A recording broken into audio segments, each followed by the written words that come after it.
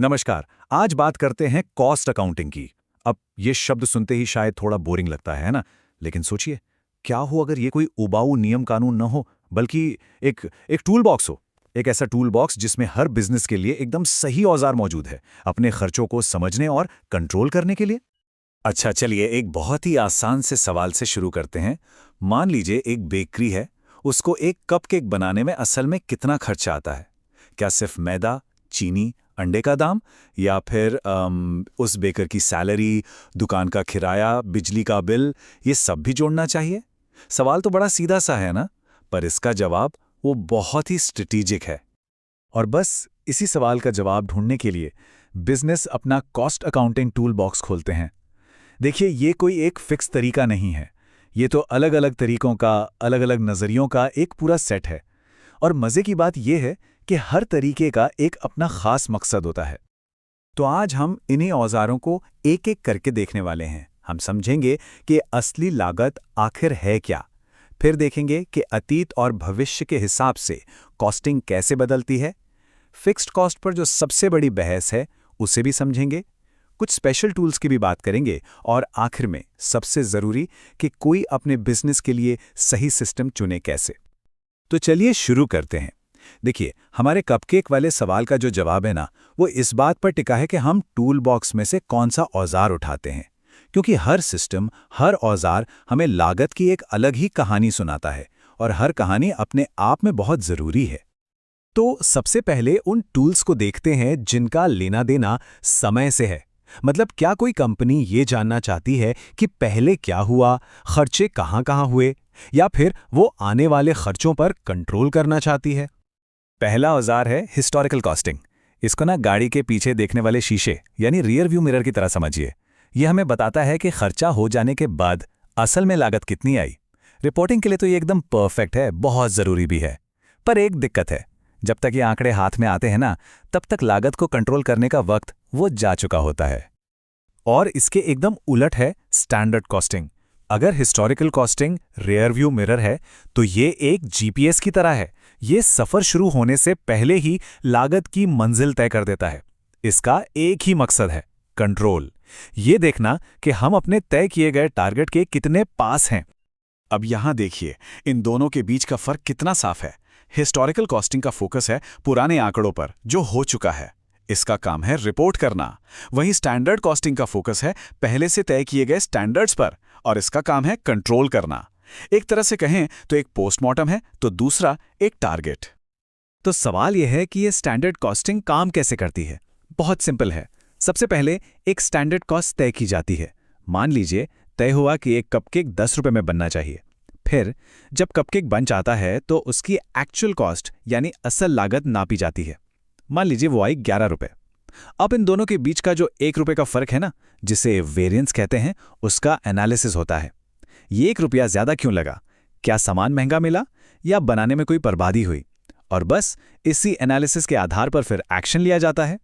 Control की बात तो ठीक है, पर सवाल ये उठता है कि कंट्रोल आखिर किन कॉस्ट्स पर? और यहीं से कॉस्ट अकाउंटिंग की सबसे बड़ी और सबसे दिलचस्प बहस शुरू होती है। ये बहस है फिक्स्ड कॉस्ट्स को लेकर। मतलब वो खर्चे जो बदलते नहीं, जैसे किराया। सवाल यह है कि इस फिक्स्ड कॉस्ट का क्या करें? क्या इसे प्रोडक्ट की कॉस्ट का हिस्सा मानना चाहिए? और ये सवाल सिर्फ एक अकाउंटिंग का रूल नहीं है। नहीं, ये एक बहुत बड़ा स्ट्रेटेजिक डिसीजन है। इससे पता चलता है कि कंपनी अपने खर्चों को कैसे देखती है, और वो अपने मैनेजर्स को किस तरह के फैसले लेने के लिए बढ़ावा दे रही है। इस बहस में पहला नजरिया है एब्जॉर्प्शन कॉस्टिंग का। ये ट्रेडिशनल तरीका है। यहां होता यह है कि प्रोडक्ट एक स्पंज की तरह मैन्युफैक्चरिंग से जुड़े सारे खर्चों को सोख लेता है, चाहे वो वेरिएबल खर्चे हों जैसे कच्चा माल, या फिर फिक्स्ड खर्चे जैसे फैक्ट्री का किराया। और दूसरा नजरिया है डायरेक्ट कॉस्टिंग का। ये कहता है, नहीं, एक मिनट रुकिए, प्रोडक्ट की कॉस्ट में सिर्फ वही खर्चे आने चाहिए जो सीधे सीधे प्रोडक्शन की क्वांटिटी के साथ घटते बढ़ते हैं। जो फिक्स्ड कॉस्ट हैं जैसे किराया या मैनेजर की सैलरी, उन्हें प्रोडक्ट से अलग रखो। वो जिस महीने का खर्चा है उसी महीने के प्रॉफिट लॉस में दिखाओ, बात खत्म। इससे कोई फर्क नहीं पड़ता कि प्रोडक्शन कितना हुआ। और ये स्लाइड इस फर्क को बहुत ही शानदार तरीके से दिखाती है। एब्जॉर्प्शन कॉस्टिंग में फिक्स्ड कॉस्ट को प्रोडक्ट कॉस्ट माना जाता है, मतलब वो बिकने तक इन्वेंट्री का हिस्सा बनी रहती है। इसका एक बड़ा ही मजेदार और कभी-कभी खतरनाक नतीजा होता है। मैनेजर्स कई बार सिर्फ एक यूनिट की कॉस्ट कम दिखाने के लिए जरूरत से ज्यादा प्रोडक्शन कर देते हैं ताकि फिक्स्ड कॉस्ट ज्यादा यूनिट्स में बढ़ जाए। वहीं डायरेक्ट कॉस्टिंग में इसे पीरियड कॉस्ट मानते हैं। ये सीधे उस महीने के खर्च में चली जाती है। इससे फैसले ज्यादा साफ सुथरे होते हैं। अच्छा, डायरेक्ट कॉस्टिंग से ही जुड़ा एक और बहुत पावरफुल टूल है मार्जिनल कॉस्टिंग। ये भी फिक्स्ड और वेरिएबल कॉस्ट को अलग अलग ही देखता है, पर इसका खास फोकस इस बात पर होता है कि सिर्फ एक और एक्स्ट्रा यूनिट बनाने से हमारे प्रॉफिट पर क्या असर पड़ेगा। ये उन सवालों के जवाब देने के लिए बेस्ट है, जैसे क्या हमें ये नया ऑर्डर लेना चाहिए या नहीं। अभी तक हमने जितने भी टूल्स देखे वो सब एक अकेली कंपनी के अंदरूनी फैसलों और कंट्रोल के लिए थे। लेकिन सोचिए, क्या हो अगर पूरे के पूरे इंडस्ट्री को एक साथ आकर एक ही भाषा में बात करने की जरूरत पड़ जाए। और बस यहीं पर एंट्री होती है यूनिफॉर्म कॉस्टिंग की। देखिए, ये कोई नया कॉस्टिंग का तरीका नहीं है, ये तो एक तरह का एग्रीमेंट है, एक समझौता। ये ऐसा है जैसे एक ही इंडस्ट्री की सारी कंपनियां मिलकर एक कॉमन रूल बुक बना लें और तय कर लें कि भाई आज से हम सब कॉस्ट निकालने के लिए इन्हीं नियमों को मानेंगे। पर सवाल यह है कि कॉम्पिटिटर्स ऐसा करेंगे क्यों?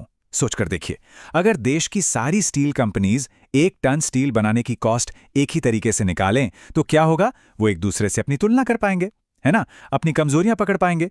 अरे, सरकार के लिए भी पॉलिसी बनाना आसान हो जाएगा। इससे पूरी की पूरी इंडस्ट्री ज्यादा हेल्दी और एफिशिएंट बनती है। तो हमने कई अलग अलग औजार देखे, कुछ अतीत देखते हैं, कुछ भविष्य, कुछ फिक्स कॉस्ट को अपनाते हैं, कुछ नहीं। अब आता है सबसे बड़ा सवाल कि कोई बिजनेस अपने लिए सही औजार चुने तो चुने कैसे?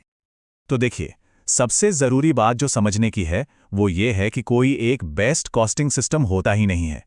सही टूल इस बात पर निर्भर करता है कि काम क्या है, आपका मकसद क्या है। ये एक स्ट्रेटेजिक चॉइस है, कोई एक नियम नहीं जो सब पर फिट हो जाए। और ये टेबल इस पूरी बात को एकदम निचोड़कर सामने रख देती है। अगर आपका मकसद है बाहरी रिपोर्टिंग, मतलब इन्वेस्टर्स या टैक्स वालों के लिए, तो एब्जॉर्प्शन कॉस्टिंग अपनाना ही पड़ेगा। पर अगर अंदरूनी फैसलों के लिए क्लैरिटी चाहिए तो डायरेक्ट या मार्जिनल कॉस्टिंग बेहतर है। परफॉर्मेंस पर एकदम कड़ा कंट्रोल रखना है तो स्टैंडर्ड कॉस्टिंग से अच्छा कुछ नहीं। और अगर पूरी इंडस्ट्री के साथ खुद को तौलना है तो यूनिफॉर्म कॉस्टिंग है। तो चलिए इसे एक आखिरी सवाल के साथ खत्म करते हैं। सोचिए, अगर किसी कंपनी का एक और सिर्फ एक ही लक्ष्य है कि उसे अपने हर खर्चे पर बहुत अग्रेसिवली कंट्रोल रखना है, तो उसे अपने टूल बॉक्स में से किस एक औजार पर सबसे ज्यादा भरोसा करना चाहिए? जरा सोचिएगा इस पर।